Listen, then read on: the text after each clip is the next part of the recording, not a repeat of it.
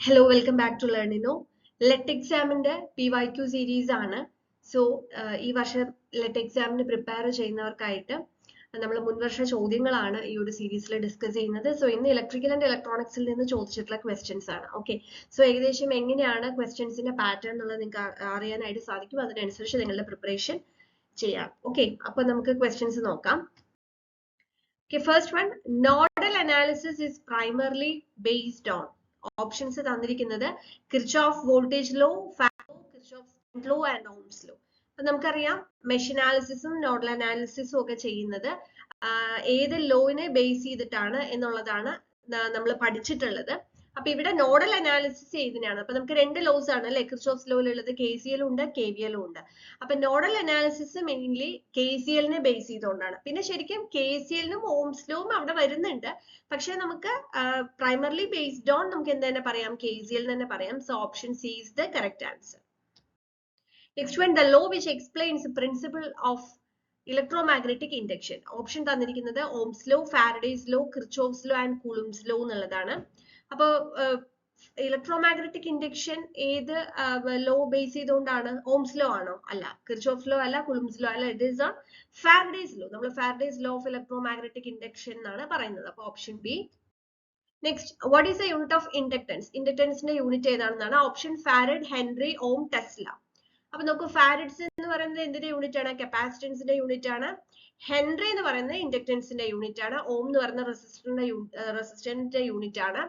Then Tesla, it is a unit of magnetic flux density അല്ലെങ്കിൽ magnetic field strength എന്നൊക്കെ പറയുന്നതിന്റെ unit ആണ് നമ്മൾ ടെസ്ലയിൽ പറയുന്നത്. So correct answer is option B. Option B, Henry. Next one, in a parallel circuit with resistors of equal value, the current through each resistor is important ആയിട്ടുള്ള question ആണ്. ഒരു parallel circuit ഉണ്ട്, അതില് resistors ഉണ്ടാവുമല്ലോ, അതിലെ റെസിസ്റ്ററിന്റെ value ഒക്കെ same ആണെന്നാണ് തന്നിരിക്കുന്നത്. അങ്ങനെയാണെങ്കിൽ ഓരോ റെസിസ്റ്ററിലുള്ള കറണ്ട് എങ്ങനെ വരും എന്നുള്ളതാണ്. അപ്പൊ പാരലൽ സർക്യൂട്ടിന്റെ പ്രത്യേകത എന്താണ്? ഒരു പാരലൽ സർക്യൂട്ട് നമ്മൾ എടുത്തു കഴിഞ്ഞാൽ അതിന്റെ അകത്ത് എല്ലാ റെസിസ്റ്ററിലും നമുക്ക് എന്താണ് വോൾട്ടേജ് എന്ന് പറയുന്നത് എന്തായിരിക്കും? സെയിം ആയിരിക്കും അല്ലെ? The voltage across all the parallel resistors same ആയിരിക്കും. അപ്പൊ റെസിസ്റ്ററിന്റെ വാല്യൂ കൂടെ സെയിം ആണെന്നുണ്ടെങ്കിൽ കറണ്ട് എന്തായിരിക്കും? I is equal to V by R ആണ്. അപ്പൊ വോൾട്ടേജ് എല്ലാം സെയിം ആണ്, റെസിസ്റ്റൻസും സെയിം ആണെന്നുണ്ടെങ്കിൽ ദെൻ കറണ്ട് എന്തായിരിക്കും? സെയിം തന്നെയായിരിക്കും. സോ ഈക്വൽ ആയിരിക്കും. Option A is the correct answer. Series സർക്യൂട്ടിന്റെ കേസ് ആവുമ്പോൾ ഡിഫറെന്റ് ആയിരിക്കും കേട്ടോ. അപ്പൊ ക്വസ്റ്റ്യൻ അനുസരിച്ച് നോക്കി മനസ്സിലാക്കിയിട്ട് വേണം ആൻസർ എഴുതാനായിട്ട്. Next, in an AC circuit containing only a capacitor, the current options leads the voltage by 90 degree, lags the voltage by 90 degree, is in phase with voltage and none of these. ഒരു AC സർക്യൂട്ടിലെ capacitor മാത്രമാണെന്നുണ്ടെങ്കിൽ current lead the voltage by 90 degree, lead ചെയ്യാണ് ചെയ്യുക. അപ്പൊ അതിലുള്ള എല്ലാ ടൈപ്സും നമ്മൾ കറണ്ടും വോൾട്ടേജും ലീഡ് ചെയ്യാണോ ലാഗ് ചെയ്യാണോ എന്നുള്ളത് നമ്മൾ മനസ്സിലാക്കി വെക്കണം. So here the correct answer is option A. Next, the component which opposes changes in current in an electric circuit. ഒരു ഇലക്ട്രിക് സർക്യൂട്ടില് ചേഞ്ച് ഇൻ കറണ്ടിനെ ഒപ്പോസ് ചെയ്യുന്നത് ഏതാ? Resistor, capacitor, transformer, inductor. ഏതാണ്? അതായത് ചേഞ്ച് ഇൻ കറണ്ടിനെ ഒപ്പോസ് ചെയ്യുന്ന component ഏതാണ്? It is inductor. Option D is A correct answer. വളരെ simple ആയിട്ടുള്ള question ആയതുകൊണ്ടാണ് കൂടുതൽ എക്സ്പ്ലെയിൻ ചെയ്യാത്തത്. Next, if the RMS value of a sinusoidal current is 5 ampere, its peak value is. ഇതുപോലുള്ള problems ചോദിക്കാം കേട്ടോ. അപ്പോ RMS വാല്യൂ, സിനുസോഡൽ കറണ്ടിന്റെ RMS വാല്യൂ ആണ് നമുക്ക് തന്നിട്ടുള്ളത്. പീക്ക് വാല്യൂ ആണ് കണ്ടുപിടിക്കേണ്ടത്. അപ്പൊ പീക്ക് വാല്യൂ എന്ന് പറഞ്ഞു കഴിഞ്ഞാൽ അതായത് നമ്മൾ മാക്സിമം ആംപ്ലിറ്റ്യൂഡ് അല്ലെങ്കിൽ ആ വാല്യൂ എന്ന് പറയുന്നത് peak value is equal to √2 IRMS value ആണ്. അപ്പൊ IRMS വാല്യൂ ആണ് നമുക്ക് ഇവിടെ തന്നിരിക്കുന്നത് 5 into √2 എന്നുള്ള വാല്യൂ ആണ് വരുന്നത്. So 5 into √2, √2യുടെ അപ്രോക്സിമേറ്റ് വാല്യൂ നമുക്ക് 1.414 ആണ് വരിക. സോ ഇൻറ്റു 5 നമുക്ക് ചെയ്യുമ്പോൾ ഒരു 7.07 ആംപിയേഴ്സ് ആയിരിക്കും കിട്ടുക. Option C is the correct answer. Next, the entire magnetic flux of one coil links the other coil, the coefficient of coupling. Okay, coefficient of coupling എന്തായിരിക്കും? അതായത് ഒരു entire magnetic flux of one coil links the other coil. അങ്ങനെയാണെങ്കിൽ നമുക്ക് ഇവിടെ എന്താന്ന് വെച്ച് കഴിഞ്ഞാൽ flux leakage ഉണ്ടാവില്ല. ഓക്കെ, അതായത് കോയിൽസ് തമ്മിലുള്ള കപ്ലിംഗ് എന്ന് പറയുന്നത് പെർഫെക്റ്റ് ആയിരിക്കും എന്നാണ് അതിൽ നിന്ന് മനസ്സിലാക്കേണ്ടത്. അപ്പൊ കോഎഫിഷ്യന്റ് ഓഫ് കപ്ലിംഗിന്റെ വാല്യൂ എന്ന് പറയുന്നത് 1 ആയിരിക്കും. K is equal to 1 ആയിരിക്കും വരിക. So option C is the correct answer. Next question, an example of statically induced EMF. Voltage induced in a rotor of a generator, EMF induced in a DC motor armature, voltage generated in a moving coil, and EMF induced in a transformer.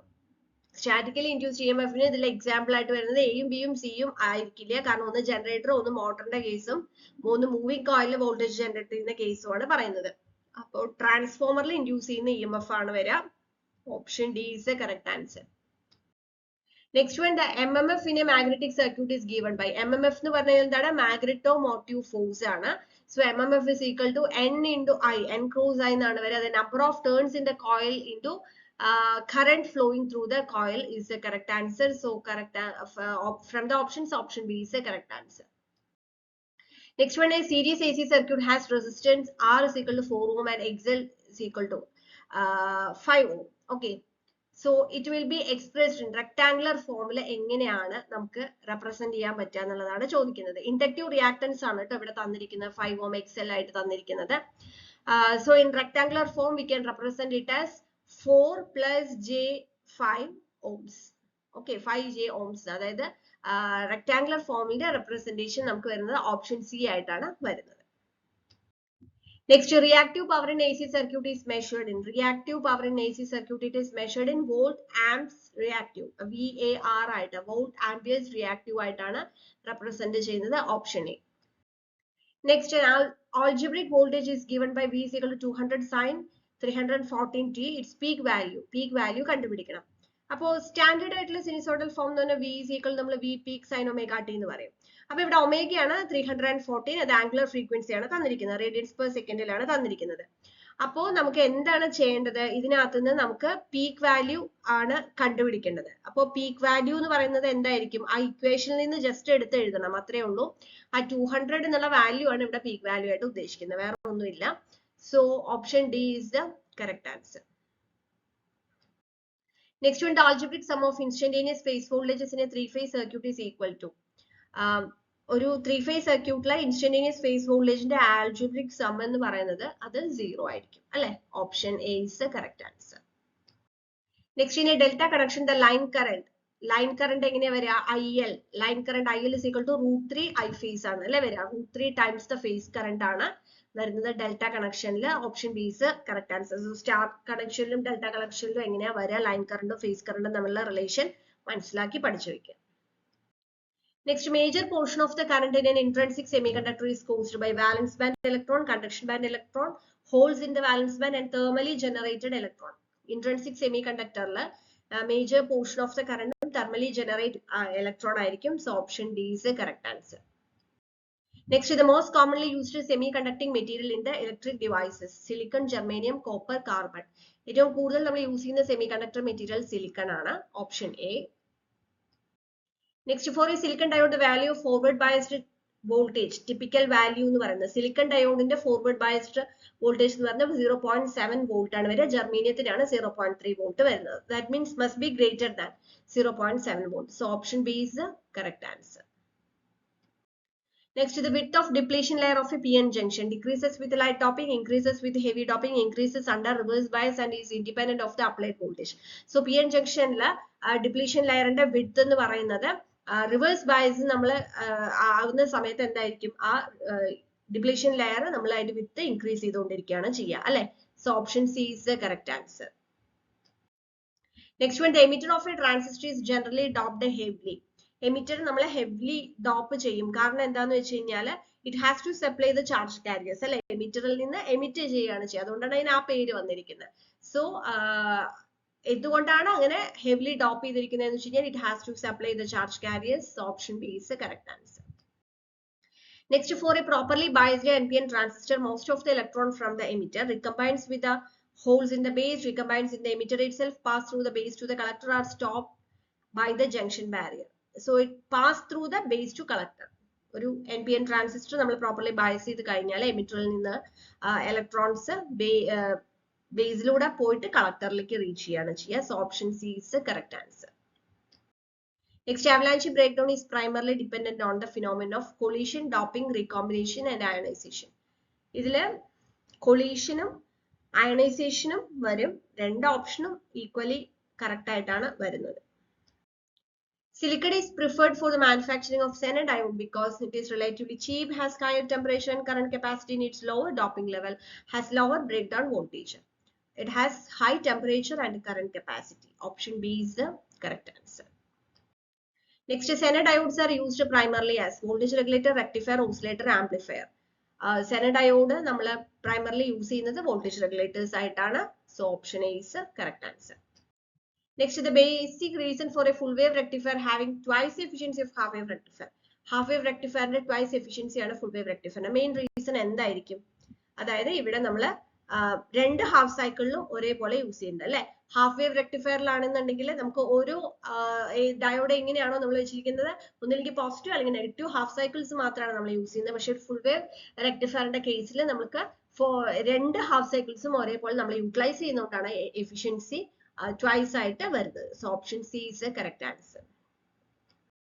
Next, when a BJT is used in the amplifier circuit, it works in the cutoff region, saturation region, well into saturation region, over the active region. BJT amplifier is working in the active region. So option D is the correct answer. Next, the main reason for the variation of amplifier gain with frequency is the presence of both external and internal capacitance. Due to interstage transformers, the logarithmic increase in its output power and the Miller effect. So, the main reason for the variation of amplifier gain with the frequency is the presence of both internal and external capacitance. Option A. Next one, 100% modulation happens in amplitude modulation when carrier signal frequency options are frequency equal modulating signal frequency, frequency exceeds modulating signal frequency, amplitude is same as modulating signal amplitude and amplitude exceeds modulating signal amplitude. എങ്ങനെയായിരിക്കും carrier signal amplitude modulating signal amplitude same ആവുന്ന സമയത്ത് option C. Okay.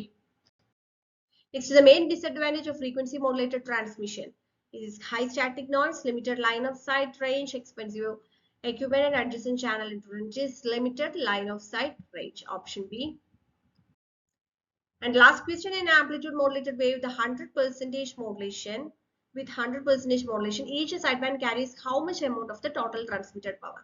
Total transmitted power ന്റെ എത്രയായിരിക്കും ഉണ്ടായിരിക്കുക എന്നുള്ളതാണ്. അപ്പോൾ 100% modulation എന്ന് പറഞ്ഞു കഴിഞ്ഞാൽ M is equal to 1 വരും. അപ്പോൾ sideband power എന്ന് പറയുന്നത് നമുക്ക് PC/4 ആണ് വരുന്നത്. ഓക്കെ.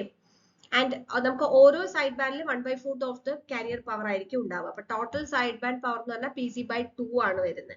ഓക്കെ. അപ്പോ ടോട്ടൽ ട്രാൻസ്മിറ്റഡ് പവർ എന്ന് പറയുന്നത് ഇതില് കാരിയറിന്റെ പവർ പ്ലസ് നമ്മൾ പറഞ്ഞ സൈഡ് ബാൻഡ് പവർ രണ്ടും കൂടെ ചേർന്നിട്ടാണ് വരുന്നത്. സോ നമുക്ക് എന്ത് വരും? PC plus PC/2 എന്ന് പറഞ്ഞാൽ 3/2 PC.